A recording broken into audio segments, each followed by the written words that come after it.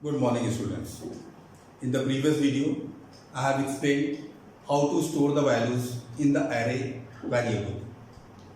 So one method I have already explained in the previous video, that is the assignment statements. In this type of method, we can directly store the values in the array variable. And the second method is by using the function arguments. This method is also called by using the BlueJ method. In this method, we are inputting the values during execution of the program. So with the help of this function arguments method or BlueJ method, we can input the values in the array variable at the time of execution of the program. So in this situation, we have to declare an array variable at the time of function declaration. This is same as we are inputting any type of values in the function arguments. So let us start with this method. So for that we have to create a class. Any class name we can use, like I am using input array. Then we have to make the block of the class. After that, main function, and inside the parenthesis of the main function we have to declare an array variable. First of all, you have to mention the data type, what type of value we are going to store at the time of execution. So that data type we have to mention. If you want to input integer type of value, so we have to mention the int data type. If you want to input string type of values in the array variable, so we have to write string. If you want to input character type of values in the array, so for that we have to write character. If you want to input double type of values, so we have to write double data type. So assume that we want to input integer type of values. So to input integer type of values, we have to write a data type int. After writing this data type, we have to give the name of the array. You can give any name of the array that should follow the rule of identifiers. So assume that I am giving n. So this is an array variable, and with all the array variable we are using a subscript operator, and that subscript operator is the pair of square bracket.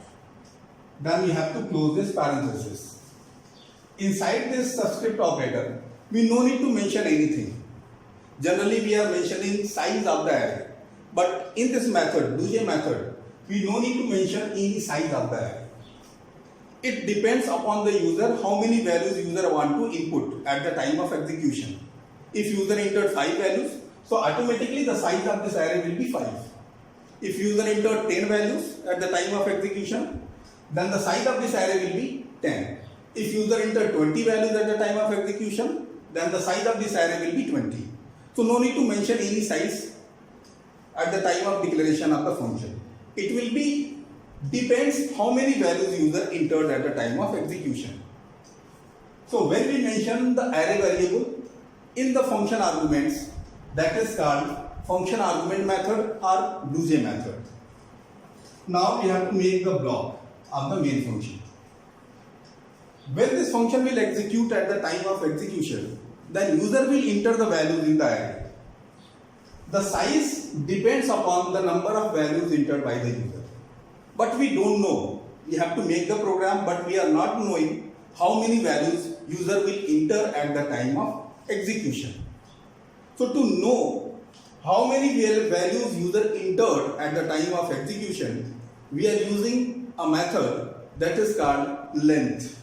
So by using this length method, we come to know how many values user entered at the time of execution. And this method always returns integer type of values. So whenever this function we will use, length function, we have to store the number of values entered by the user in an integer variable. So for that, we have to declare an integer variable. Int is a data type and is a variable. Now we have to store the number of values stored in this array variable. So for that, we have to write the name of the array variable. And with this array variable, we have to use this dot operator. Then we have to write length function. Length.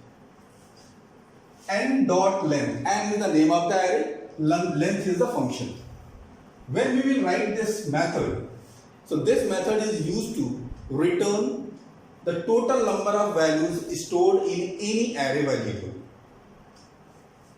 Now, the length of the array will be stored in this variable L.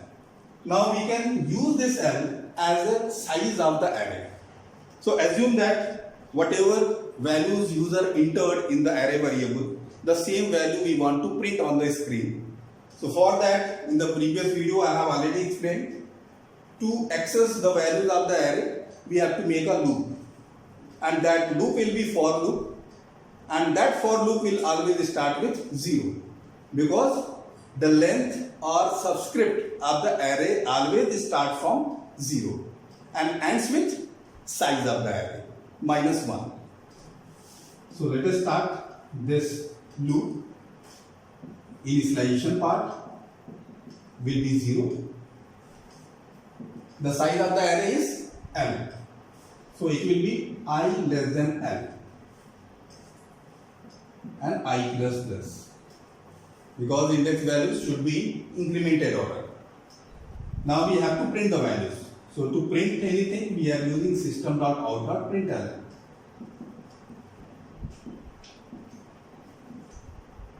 You have to print the array values. So for that, we have to write the name of the array. And the name of the array is n. And we have already mentioned. Then square bracket subscripts operator. And inside the subscript operator, we have to mention the index value. Subscripts. And the index value is I. Now we have to close this main function, close this class. So this is a small program which will explain how to input the values in the arrays by using the function arguments or by using the BlueJ method. One thing we have to remember, in this BlueJ method, we have to declare an array variable in the parenthesis of the main function or any function, whatever function we are using. And in the subscripts operator, inside the subscripts operator, we no need to mention anything. That should be empty. The number of values depends upon the user, how many values user entered at the time of execution of the program. And to know how many values user entered, for that we are using this method length. And this is the statement to know how many values user entered at the time of execution of the program. This function always returns integer type of value. So we have to store the number of values in any integer variable. So any variable you can declare that should be of integer type. And inside this variable, we have to write this statement, array name dot length. After the length, there should be no any parenthesis. After the length, only you have to use semicolon. After using this statement, we come to know how many values user entered at the time of execution of the program. Then we can make a loop, and after making the loop, we can easily access each and every values of the array. So let us execute this program. When this main function will execute, at the time of execution of this main function, a small window will open in the BlueJ. And in this small window, we have to provide the values of the array. And array values we have to provide that should be in the curly brackets. Whatever values you want to input, you want to store, you want to give, that we have to give inside the curly brackets. So assume that we have entered 1, 2, 3, 4, 5, 6. After giving all the values, we need to close this curly brackets. So how many values we have entered? 6 values. But we are not knowing. This values user will give at the time of execution of the program. But when the user will execute the program, when we will complete the program. So before users give any values in the array, we should know the number of values available in the array variable. So for that we are using this statement. So when this statement will execute, how many values user entered, that number will be calculated by this len function, and the number of values will be stored in this variable L. So there are 6 values. So the value of L will be 6. The value of L will be 6. Now we can easily make a loop which will execute from 0 to 5. Or we can say that 0 to 6 minus 1. So for that we have made this loop. Start from 0 because the index values always start from 0. I less than L means I less than 6 and I plus plus.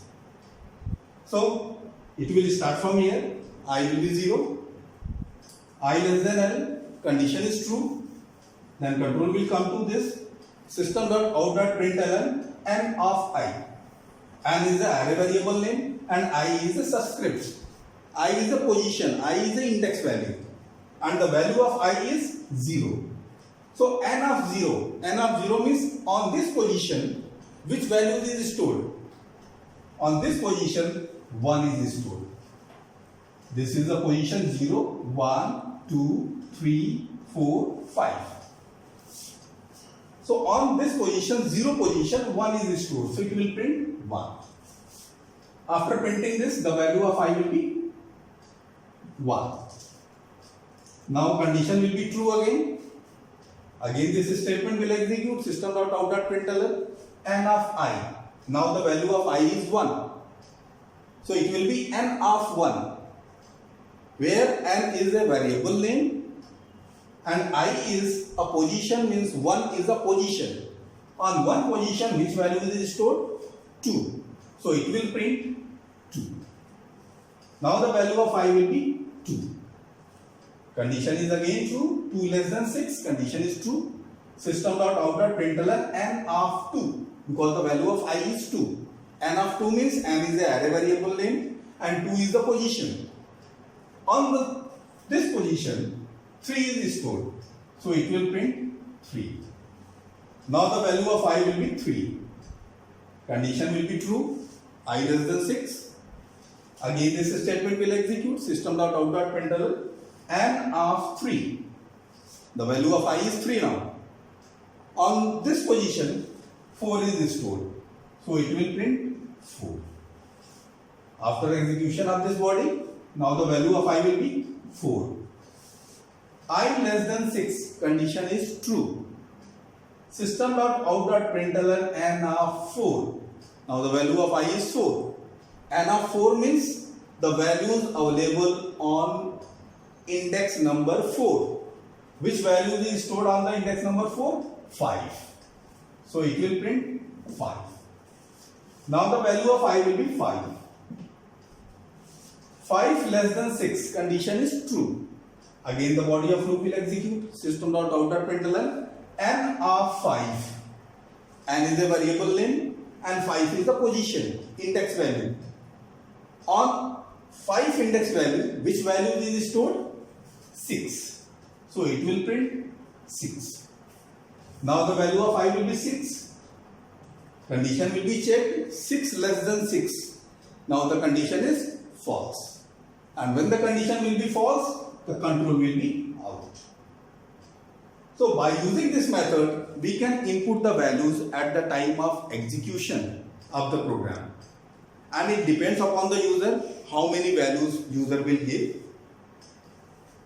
After storing the values by the user, we have to write a statement to know how many values user entered in the array variable. So this is the method length. So this is a method function arguments method, or we can say that Boolean method, and with the help of this method we can input the values during execution of the program.